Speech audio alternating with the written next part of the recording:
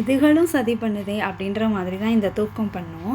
Week டேஸில் எந்திரிக்கவே முடியாமல் இன்னும் 5 நிமிஷம் தூங்கினா நல்லா இருக்கும்ல அப்படின்ற அளவுக்கு தூக்கம் வரும். ஆனால் சண்டேஸில் எப்படி தான் டான்னு 6 மணிக்கு முழிப்பு வருதுன்னே தெரில. நீ தானடா தூக்கம் கேட்ட, தூங்குடா அப்படின்ற மாதிரி இருக்கும். ஆஃப்டர்நூன் கூட தூக்கமே வராது. ஆனால் மண்டே ஆஃபீஸில் சாப்பிட்டதும் அப்படி ஒரு தூக்கம் வரும். இந்த வியாதிக்கெல்லாம் எப்படி மருந்து கண்டுபிடிக்கிறதுன்னு தெரியல. என்னைய மாதிரி நிறைய பேர் வந்து சோம்பேறி மட்டன் ரெசிபி எதிர்பார்க்குறாங்க அப்படின்றது லாஸ்ட் டைம் நான் போட்ட வீடியோவுக்கு கிடைச்ச ரெஸ்பான்ஸ்லேயே எனக்கு புரிஞ்சிச்சு. இத்தனை வருஷம் நான் யூடியூப்பில் போட்ட வீடியோஸில் போட்ட உடனேவே அவ்வளோ வியூஸ் போனது அந்த வீடியோ தான். ரொம்ப ஹாப்பி. ஆனால் யாருமே ரெசிபி சொல்லவே இல்லை. அதுதான் ரொம்ப மன வருத்தமாக இருக்குது. நீங்கள் அந்த வீடியோ பார்க்கலன்னா கீழே டேக் பண்ணியிருக்கேன், கண்டிப்பாக போய் பாருங்கள்.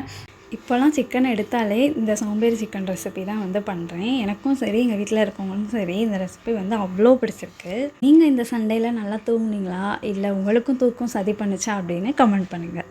தேங்க்யூ ஸோ மச் ஃபார் வாட்சிங்.